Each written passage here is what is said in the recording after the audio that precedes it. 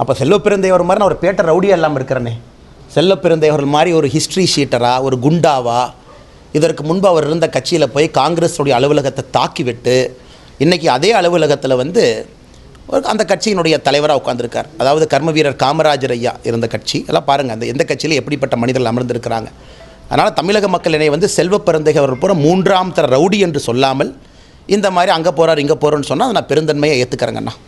Sir, நேற்றுக்கு புதிய கல்விக் கொள்கை ஒரு அனுமதிப்பட்டிருக்காங்க மாநில முருகேசன் கமிட்டி, அதை எப்படி பார்க்குறீங்க சார்? ஆனால் ஒன்றுமே இல்லை, நான் ஒரு கம்பேரிசன் கொஞ்ச நாள் உங்களுக்கு அறிக்கை வரும்னா என்ன கொஞ்சம் நேரத்தில் நீங்கள் பாருங்கள். அதாவது நம்முடைய புதிய கல்விக் கொள்கைக்கும் மாநில அரசு ஒரு குழு போட்டு அவர்கள் தயாரித்திருக்கக்கூடிய புதிய கல்விக் கொள்கைக்கும் நீங்கள் பாருங்கள்.